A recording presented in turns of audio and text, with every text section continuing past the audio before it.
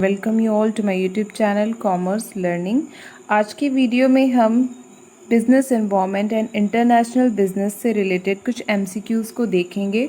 तो जो भी स्टूडेंट्स असिस्टेंट प्रोफेसर की प्रिपरेशन कर रहे हैं या टीचिंग रिलेटेड किसी भी एग्ज़ाम की प्रिपरेशन कर रहे हैं जो कि कॉमर्स सब्जेक्ट से हैं, ये जो वीडियो है ये उनके लिए यूज़फुल होगा। अभी जो एग्ज़ाम आने वाला है यूपीएचईएससी, यूजीसी नेट और यूपी पीजीटी जो कॉमर्स पेपर 2 है कॉमर्स सब्जेक्ट का, तो उनके लिए यूज़फुल है। अभी ये पहली यूनिट है, इसके कुछ पार्ट्स आएंगे और ऐसे धीरे धीरे करके हम सारी यूनिट्स को कवर करेंगे। तो ये पहली यूनिट है और स्टार्ट करते हैं। So first question is factors that create opportunities and threat to business unit is known as option A internal environment, option B external environment, option C micro environment and option D macro environment।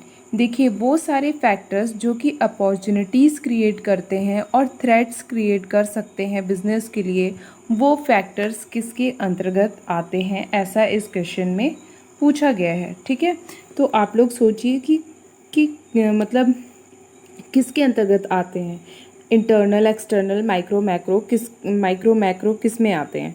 तो answer D is right, option D is the right answer here कि macro environment. देखिए macro environment वो condition है जो कि पूरी economy को as a whole represent करता है। ठीक है, जैसे आपके जीडीपी आ गया, इन्फ्लेशन आ गया, एम्प्लॉयमेंट आ गया, जो कि किसी भी कंट्री की जो स्पेंडिंग है या मॉनेटरी फिस्कल पॉलिसी, मतलब बड़े लेवल पे जो चीज़ें होती हैं वो आती हैं हमारी मैक्रो इन्वायरमेंट में। ठीक है, माइक्रो इन्वायरमेंट जो होता है वो किसी एक इंडिविजुअल से रिलेटेड होता है, बट जो मैक्रो इन्वायरमेंट होता है, macro environment is related with the whole things. ठीक है, तो जो जैसे मान लीजिए मॉनेटरी पॉलिसी चेंज हुई या फिजिकल पॉलिसी चेंज हुई या इन्फ्लेशन आ गया या अनएम्प्लॉयमेंट वाली सिचुएशन आ गई, तो बिज़नेस के लिए तो ये सारे थ्रेट्स हो गए। ठीक है, या कोई अच्छी अगर मॉनेटरी पॉलिसी में कुछ अच्छा चेंज आता है तो वो अपॉर्चुनिटीज़ हो गई।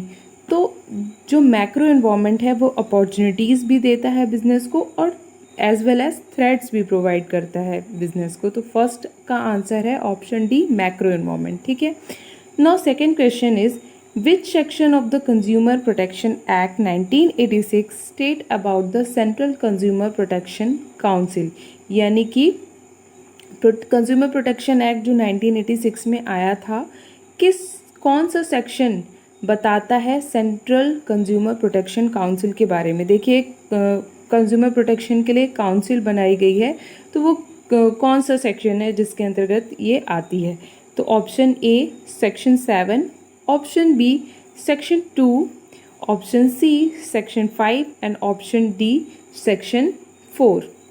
तो यहाँ पे इसका करेक्ट आंसर है ऑप्शन डी, सेक्शन 4 के अंतर्गत आती है सेंट्रल कंज्यूमर प्रोटेक्शन काउंसिल। ठीक है, तो ये आपको कुछ सेक्शंस जो हैं इनके कंज्यूमर प्रोटेक्शन एक्ट में जाइएगा, 1986 वाला जो है उसमें आप सेक्शन देख लीजिएगा तो आपको मिल जाएगा। ठीक है, कुछ सेक्शन आपको याद करने पड़ेंगे।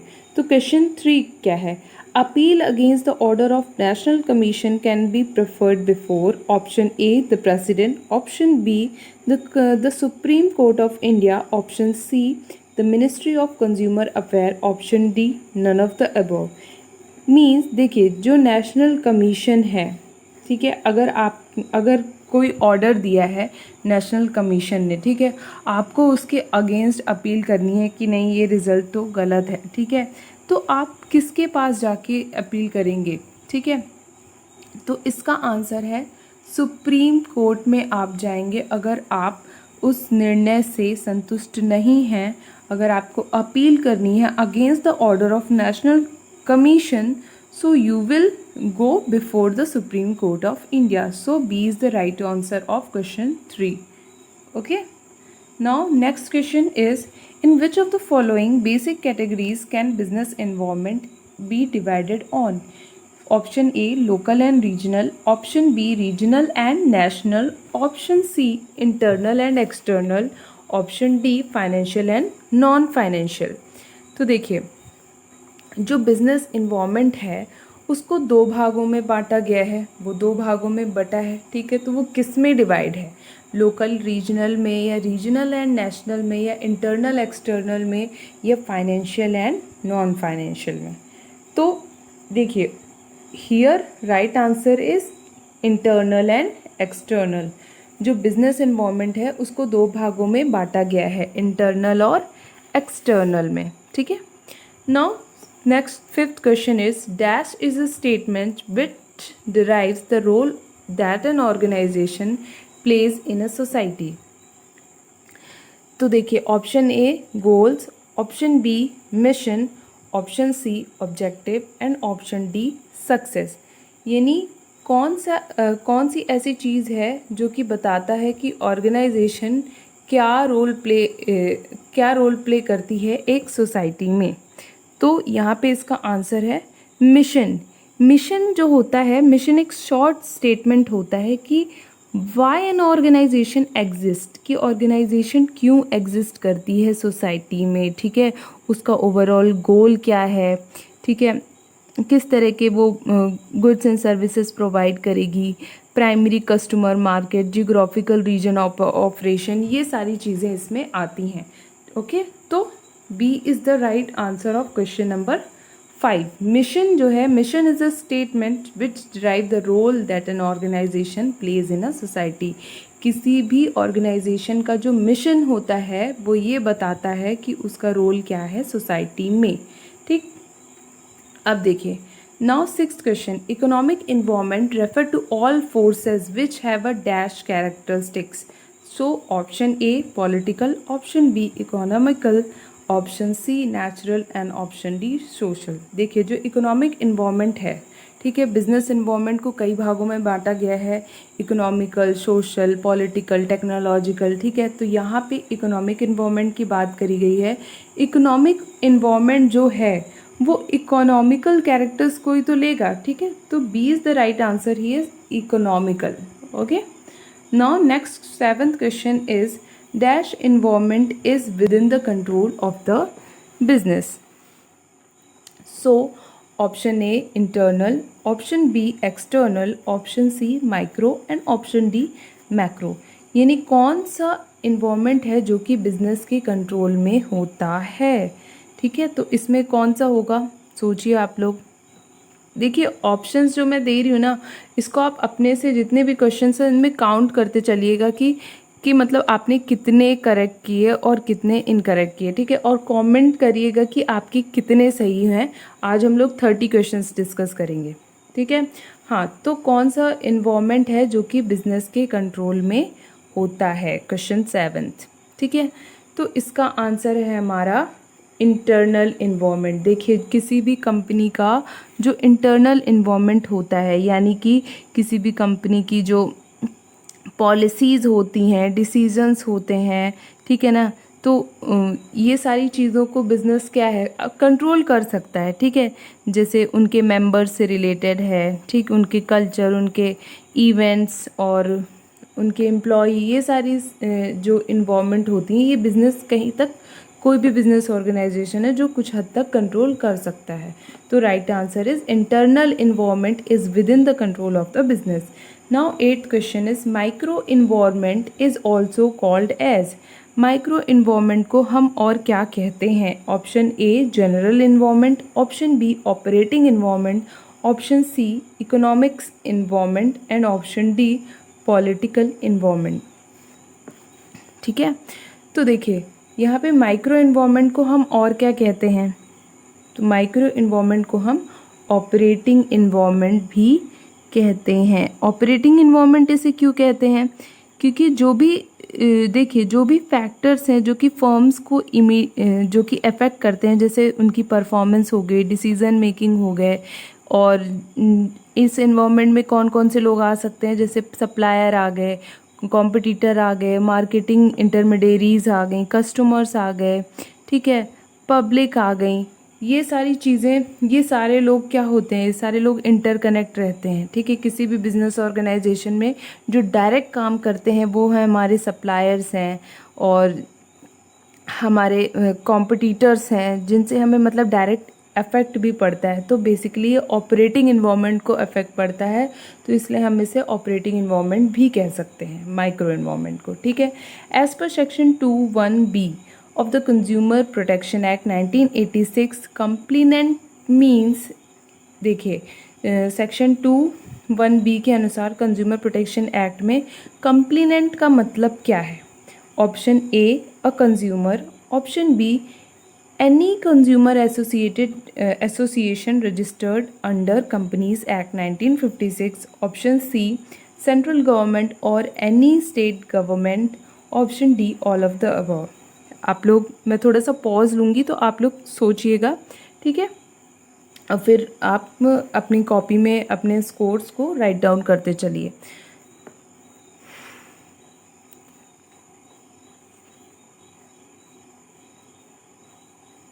देखिए यहाँ पे करेक्ट आंसर है all of the above is the right answer, so D is the right answer. देखिए कंप्लेनेंट कंज्यूमर प्रोटेक्शन एक्ट के तहत कंप्लेनेंट कौन है? जो कंप्लेन कर सकता है, ठीक है, तो कोई भी कंज्यूमर कंप्लेन कर सकता है, कोई भी कंज्यूमर एसोसिएशन जो कि कंपनीज एक्ट के अंतर्गत आती है, या कोई भी सेंट्रल गवर्नमेंट या स्टेट गवर्नमेंट है वो कंप्लेनेंट हो सकती है। एक या एक से अधिक कंज्यूमर्स हैं, ठीक है, जिनकी एक ही समस्या है, ठीक है, जिन्हें एक ही शिकायत है, वो लोग भी कंप्लेनेंट हो सकते हैं। या किसी, मान लीजिए कोई कंज्यूमर था, उसकी डेथ हो गई, ठीक है, तो उसका जो लीगल रिप्रेजेंटेटिव होगा that can also be an complainant, okay. तो option D is the right answer of question 9th। Now 10th is the concept of corporate social responsibility originated in which time period? जो concept आया CSR का, corporate social responsibility का, वो कब आया? Option A 1920s and 1930s, option B 19th century, option C 1980s and 1990s, option D 1960s and 1970s। तो 10th का जो आंसर है वो है, 1 सेकेंड, 1960s एंड 1970s, ठीक है, ये आपको याद रखना पड़ेगा। 1960 और 1970 के बीच में कॉर्पोरेट सोशल रिस्पॉन्सिबिलिटी का जो कॉन्सेप्ट था वो सभी बिजनेस ऑर्गेनाइजेशंस के लिए ओरिजिनेट हो गया था, ठीक है। Culture spread from one place to another, such transmission is called as. जब कल्चर, संस्कृति एक प्लेस से दूसरी प्लेस में जाती है, इस ट्रांसमिशन को हम क्या कहते हैं? The transmission is called, answer is A, difference. इसको हम डिफरेंस कहते हैं। Now next is, what are the element of business ethics? What are the element of business ethics? तो देखिए, option A values, rights and duties, option B attitude, pressure and environment, option C value, environment and attitude, and option D responsibilities. तो जो business ethics है, ठीक है, उसके elements कौन कौन से हैं? तो देखिए यहाँ पे इसका एलिमेंट है फिलहाल तो वैल्यूज, राइट्स एंड ड्यूटी। तो जो एलिमेंट्स होते हैं वो क्या क्या होते हैं बिजनेस एथिक्स के? ट्रस्ट वर्दीनेस हो सकती है, ऑनेस्टी हो सकती है, कॉन्फिडेंशियलिटी हो सकती है, टेक्निकल इंटीग्रिटी हो सकती है, या क्रिएटिंग एन ओपन इन्वायरमेंट। ये सारी चीज़ें क्या है? बिजनेस एथिक्स हैं किसी भी बिजनेस ऑर्गेनाइजेशन के लिए, ठीक है। Again I repeat, values, rights and duty, trustworthiness या confidentiality, technical integrity, or creating an open environment for the people, okay। So 13th question is, corporate value are the dash of the corporate sector। देखिए यहाँ पे corporate value जो है वो क्या है एक corporate sector के लिए? ऑप्शन ए shared values हैं, ऑप्शन बी moral beliefs हैं, ऑप्शन सी customer satisfaction है, या ऑप्शन डी goodwill है। तो right answer is here, corporate values जो हैं किसी भी कॉरपोरेट सेक्टर की वो होती हैं moral believes, okay. 1 second, moral क्या होता है? Moral are a system of believes that are taught for deciding good और bad as opposed to coming from within and are emotionally related for deciding wrong और right. देखिए, moral believes वो सारी चीज़ें होती हैं जो डिसाइड करने में मदद करती हैं कि क्या सही है और क्या गलत है, ठीक है। हमारी सोशल वैल्यूज़ और उन वैल्यूज़ को जो हम एक्सेप्ट करते हैं, ठीक है, किसी पर्सन को हम जज करते हैं, यही सारी चीज़ें तो मॉरल बिलीव्स होती हैं। ऐसी ये सारे बिलीव्स जब कॉरपोरेट से रिलेटेड होते हैं तो वो हमारे कॉरपोरेट सेक्टर के लिए होते हैं, ठीक है। तो वहाँ पे corporate value are the moral beliefs of the corporate sector. 14. The economic system in which business unit or factor of production are privately owned and governed is called as option A capitalism, option B socialism, option D democratic and option D republic। देखिए, economic system में आपने 3 तरह की economy पढ़ी होगी, capitalist, socialist and mixed economy. हमारी जो India की इकोनॉमी है दैट इज़ मिक्स्ड इकोनॉमी, ठीक है। तो वो कौन से इकोनॉमिक सिस्टम है जो कि जैसे कि किसी बिजनेस में या फैक्टर ऑफ प्रोडक्शन, ये सारी चीज़ें जो होती हैं वो प्राइवेटली ओन्ड एंड गवर्न की जाती हैं, ठीक है। मतलब जिसमें पूरी ताकत जो होती है वो इंडिविजुअल्स के हाथ में होती है, ना कि गवर्नमेंट के हाथ में होती है। तो that is called capitalism economy, okay. तो यहाँ पे कैपिटलिज्म इकोनॉमी जो है which is owned and governed by the private people, okay. 15th question is what is the full form of PPP? Option A preferential payment plan, option B public private partnership, option C partial payment project and option D popular private project. तो देखिए, PPP का full form क्या है, यहाँ पे यही पूछा गया है, ठीक है। तो यहाँ का आंसर है पब्लिक प्राइवेट पार्टनरशिप। तो ये देखिए, पब्लिक प्राइवेट पार्टनरशिप क्या है? पब्लिक प्राइवेट पार्टनरशिप जो है वो कोऑपरेटिव अरेंजमेंट होता है जिसमें 2 या 2 से अधिक पब्लिक और प्राइवेट सेक्टर आते हैं किसी लॉन्ग टर्म प्रोजेक्ट के लिए, जिसमें दोनों मिलकर के काम करते हैं to provide services to the population. यानी जनता को सर्विसेज देने के लिए किसी प्रोजेक्ट में जब पब्लिक और प्राइवेट दोनों संस्थाएं मिल करके काम करती हैं, ठीक है, वो अरेंजमेंट जो होता है that is called public private partnership. So B is the right answer here. Now next is which of the following does not form part of current account under balance of payment?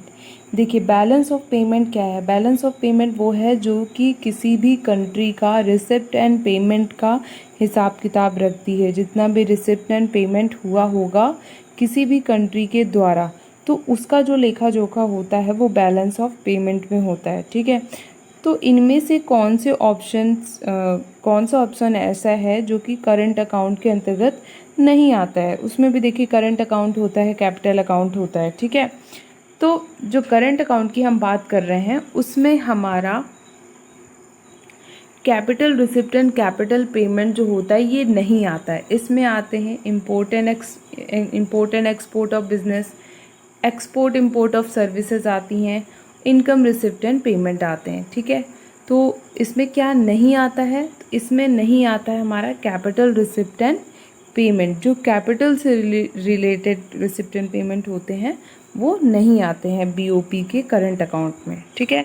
Y now next question is why the world bank was establish? देखिए, world bank क्यों establish किया गया था? पहली बात तो आप ये याद रखिए कि वर्ल्ड बैंक कब इस्टेब्लिश हुआ था, ठीक है। तो वर्ल्ड बैंक से रिलेटेड एक वीडियो बना भी हुआ है, आप लोग उससे अगर चेक करेंगे तो जितने भी क्वेश्चंस हैं वो सारे आपके कवर हो जाएंगे, एक भी क्वेश्चन उस वीडियो से बाहर नहीं आएगा, ठीक है। तो वर्ल्ड बैंक जो था वो वर्ल्ड वॉर के बाद जो ब्रिटेन वुड्स कॉन्फ्रेंस हुई थी, आईएमएफ के साथ साथ इसे इस्टेब्लिश किया गया था। 1944 में वर्ल्ड बैंक को इस्टेब्लिश किया गया था, ठीक है। अब क्यों किया गया था, that is the question here. So option A to promote the international trade, option B to reconstruct the economies damage during the second world war, option C to improve the adverse balance of payment situation of the non member countries, option D none of the above. देखिए, यहाँ पे ये पहला बोल रहा है कि international trade को प्रमोट करने के लिए बनाया गया था, या जो इकोनॉमीज़ डैमेज हो गई थी द्वितीय विश्व युद्ध के बाद, क्या उसके उसके लिए मतलब बनाया गया, या फिर जो बैलेंस ऑफ पेमेंट की जो सिचुएशन थी नॉन मेंबर कंट्रीज़ को क्या हेल्प करने के लिए बनाया गया था, या इनमें से कोई भी कारण नहीं है। तो देखिए यहाँ पे जो आंसर है वो है option B. Option B is the right answer here, to reconstruct the economies damage during the second world war. देखिए जो कि हर कंट्री की जो इकोनॉमी होती है, जो भी जिन्होंने भी सेकेंड वर्ल्ड वॉर में पार्टिसिपेट किया था, वो बहुत ज़्यादा बुरी तरह से अफेक्टेड हुई थी। इसलिए ये डिसाइड किया गया ब्रेटन वुड्स कॉन्फ्रेंस में कि एक वर्ल्ड बैंक आएगा और एक इंटरनेशनल मॉनेटरी फंड आएगा। इंटरनेशनल मॉनेटरी फंड जो था वो था हमारे बैलेंस ऑफ पेमेंट की सिचुएशन के लिए, बट फॉर मेंबर कंट्री, ठीक है, मेंबर कंट्रीज़ को हेल्प करने के लिए आया था IMF। और जो वर्ल्ड बैंक था वो कंट्रीज़ को लोन देने के लिए आया था। यहाँ पे प्राइमरी मोटिव ये था लोन देना या फिर उन कंट्रीज़ की हेल्प करना जो कि डेवलपिंग कंट्रीज़ हैं, जो डेवलप करना चाहती हैं अपनी इकोनॉमी को ग्रोथ के लिए या डेवलपमेंट करने के लिए लोन अगर चाहिए तो उनके लिए वर्ल्ड बैंक आया था। ठीक है, now next question is question number 18, which of the following is not match correctly. तो देखिए IBRD 1945 बोला गया है। यहाँ पे एस्टेब्लिशमेंट डेट्स बताई गई हैं और कुछ इंस्टीट्यूशन के बारे में बताया गया है। ठीक है, तो इसमें से आपको देखना है कि कौन सा करेक्टली मैच नहीं किया गया है। ठीक है, तो आप लोग इसे देखिए।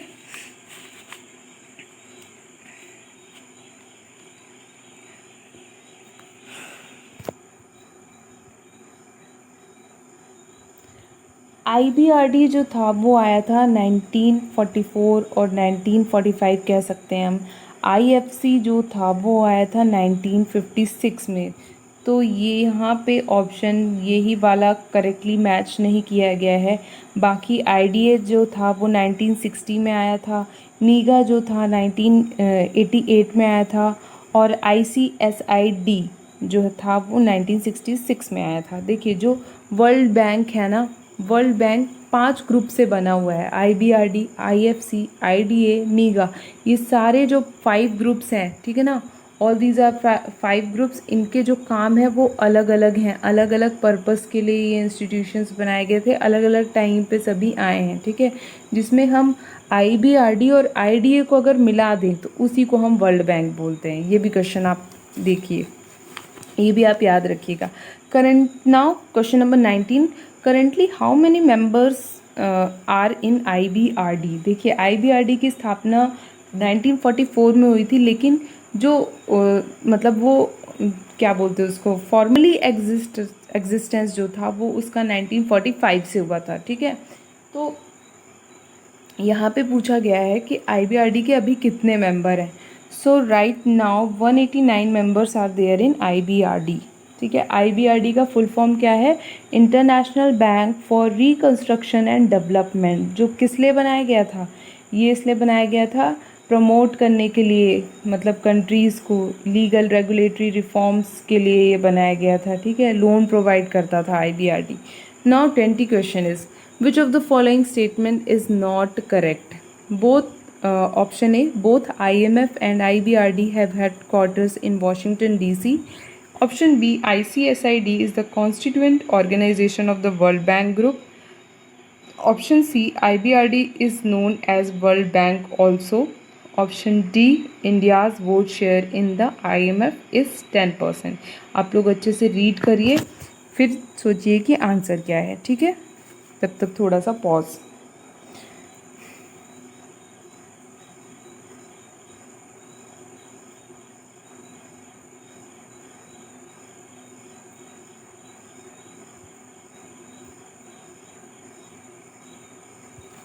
इसमें से कौन सा करेक्ट नहीं है ये बताना है। ठीक है, आप जब भी क्वेश्चंस देखें तो हड़बड़ाहट में हम लोग क्या करते हैं ना, नोट देखना ही भूल जाते हैं। ठीक है, तो आप लोग ये ज़रूर याद रखिएगा पेपर में।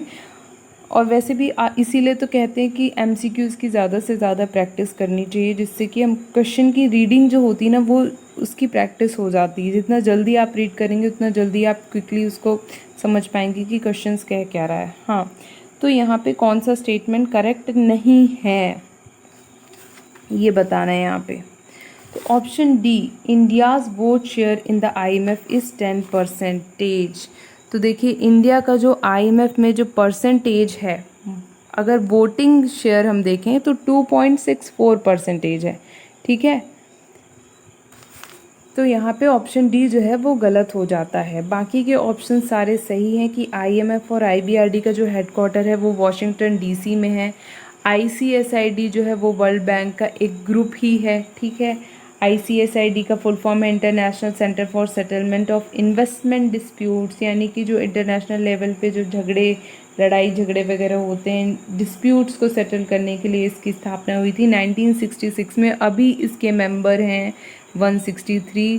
तो जो एक्स्ट्रा चीज़ें बता रही हूँ आप लोग उसे नोट डाउन भी कर सकते हैं। और IBRD को हम वर्ल्ड बैंक के नाम से भी जानते हैं। ठीक है, ये जो मेरे ख्याल से अगर कहीं किसी भी सिलेबस में अगर IBRD दिया है ना, तो उस एग्ज़ाम का फेवरेट क्वेश्चन यहीं से आता है। ठीक है, IBRD से तो क्वेश्चन आना ही आना है। World bank means world bank, IMF, WTO, इनसे क्वेश्चंस आएगा ही आएगा। तो ये तो बहुत इजी होते हैं, इससे आप एक भी मार्क्स जाने मत दीजिएगा। ठीक है, now next question is which of the following institution are not part of the world bank. देखिए अगर मेरी स्पीड लो लग रही होगी ना तो आप लोग स्पीड बढ़ा करके भी देख सकते हैं। Option A IFC, option B IDA, option C WTO and option D IBRD। तो इनमें से कौन सा इंस्टीट्यूशन जो है जो वर्ल्ड बैंक का पार्ट नहीं है।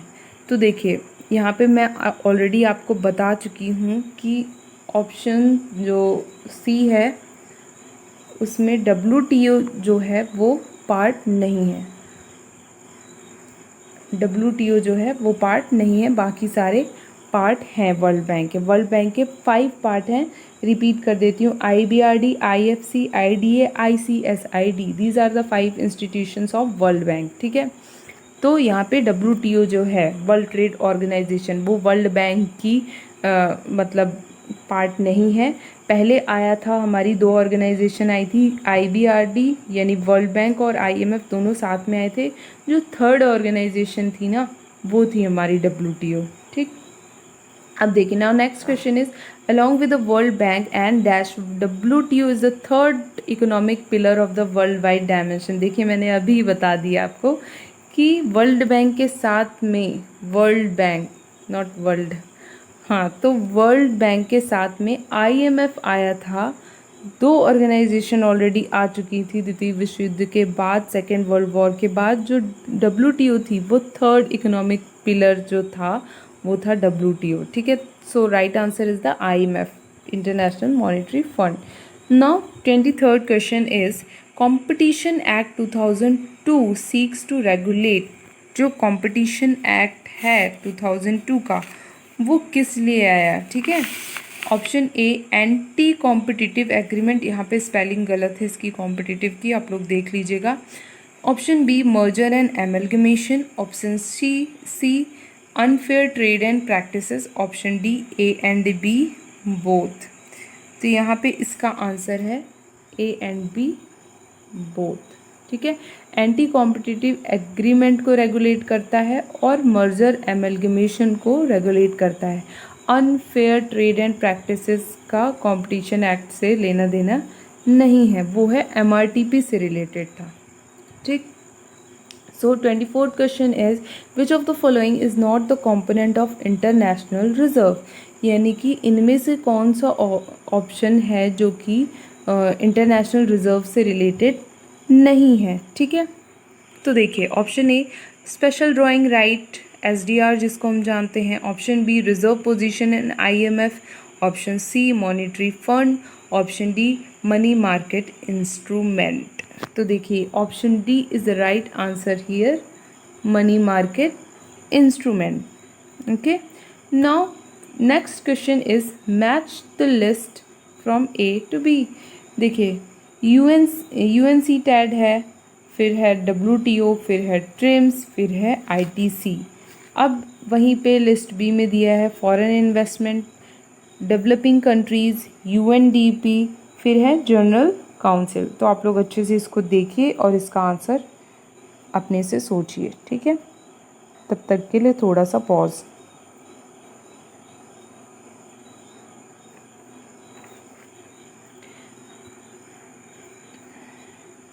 देखिए जो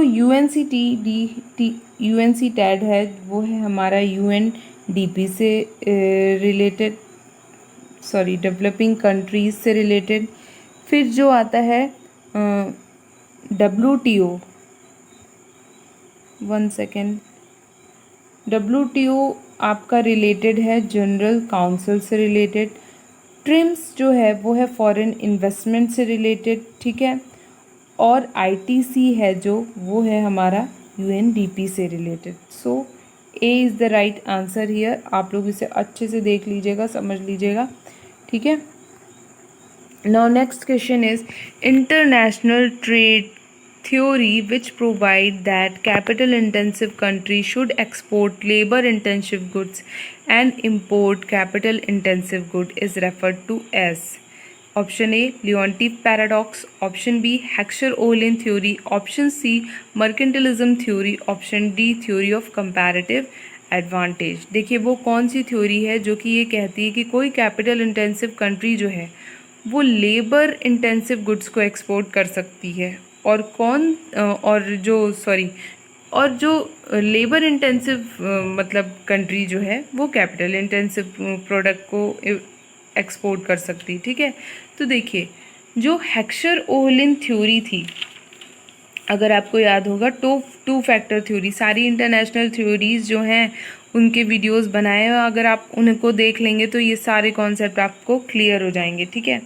तो ये जो इसका जो राइट आंसर है वो तो है लियोन्टिफ पैराडॉक्स।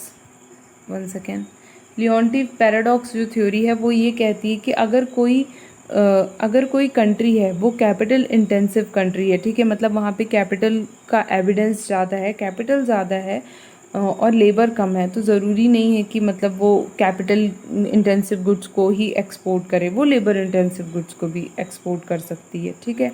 तो ये जो था लियोन्टिफ पैराडॉक्स, ये हेक्सर-ओहलिन थ्योरी को बाद में आया था, ठीक है। उसी का ड्रॉबैक को बताया था किसमें, लियोन्टिफ पैराडॉक्स ने, ठीक है। हेक्सर-ओहलिन ने तो ये बताया था कि कैपिटल इंटेंसिव कंट्री को कैपिटल से रिलेटेड कैपिटल इंटेंसिव गुड्स को एक्सपोर्ट करना चाहिए, और जो लेबर इंटेंसिव गुड्स हैं उनको लेबर इंटेंसिव प्रोडक्ट को मतलब एक्सपोर्ट करना चाहिए।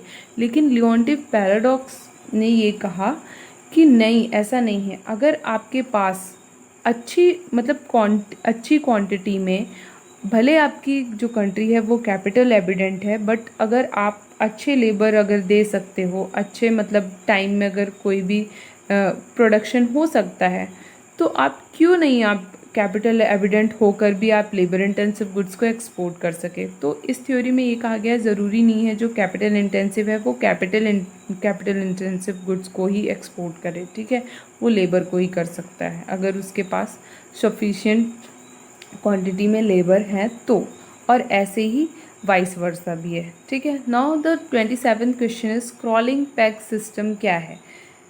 तो क्रॉलिंग पेग जो सिस्टम है वो है hybrid of fixed and floating exchange system, ठीक है, तो इसको आप याद रखिएगा। Now 28th question is who maintain the foreign exchange reserve in India. Foreign exchange reserve India में कौन मेंटेन करता है। Option A RBI, option B state bank of India, option C ministry of finance government of India, या D import export bank of India. कौन करता है maintain foreign exchange reserve को India में। तो देखिए RBI मेंटेन करती है, 1 सेकेंड, RBI मेंटेन करती है फॉरेन एक्सचेंज रिजर्व को इंडिया में। तो 28 का जो आंसर होगा वो है option A RBI। Now 29th question is listing receipt and payment in international transaction for a country is called. इससे रिलेटेड एक प्रीवियस में क्वेश्चन हम अभी देख चुके हैं प्रीवियस क्वेश्चन में, ठीक है।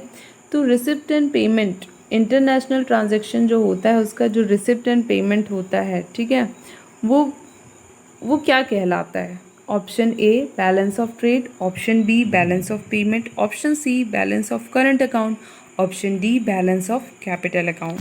सो B is the right answer कि किसी भी कंट्री का जो इंटरनेशनल ट्रांजैक्शन होता है और उससे जो रिसिप्ट एंड पेमेंट होता है उसको हम बैलेंस ऑफ पेमेंट के नाम से जानते हैं। ठीक है, so option B is the right answer. ये है लास्ट आंसर। और अगर आपको ये अच्छा लग रहा हो तो प्लीज़ इसको लाइक करिएगा, ठीक है, और वीडियो को लाइक करिएगा, शेयर करिएगा और चैनल को सब्सक्राइब कर दीजिए, बेल आइकन को हिट कर दीजिए, जिससे मैं अब जब भी मतलब नया वीडियो लाऊं एमसीक्यू से रिलेटेड या किसी और टॉपिक से रिलेटेड तो आपके पास नोटिफिकेशन चला जाए। ठीक है, तो question 30 is which institution is known as soft loan window of the world bank. देखिए वर्ल्ड बैंक से कितने सारे क्वेश्चन हो गए। तो वर्ल्ड बैंक का कौन सा इंस्टीट्यूशन है जिसको हम सॉफ्ट लोन विंडो के नाम से जानते हैं? So right answer is here IDA। IDA is the organisation which is also known as soft loan window. ठीक है, IDA जो था 1960 में स्थापित किया गया था to provide interest free loan and to provide technical assistance and to provide policy advice to the member countries of World Bank। यानी कि interest free loan provide करना, technical assistance देना मेंबर कंट्रीज़ को जिनको ज़रूरत है या जिनको मॉनेटरी और फिस्कल पॉलिसी बनानी है उनको पॉलिसी बनाने में हेल्प करना। तो ये काम था IDA का। IDA कब आया था? 1960 में। प्रेजेंट में IDA के जितने मेंबर हैं वो हैं 173। IDA का जो फुल फॉर्म है that is international development association. ठीक है, तो ये तो था, ये सेशन यहीं पे ख़त्म होता है। और कमेंट करिएगा कि आपने कितने करेक्ट आंसर सोचे थे। ठीक है, और सही वाले कमेंट करिएगा, गलत वाले नहीं। So thanks for watching, bye bye, have a nice day, God bless you all.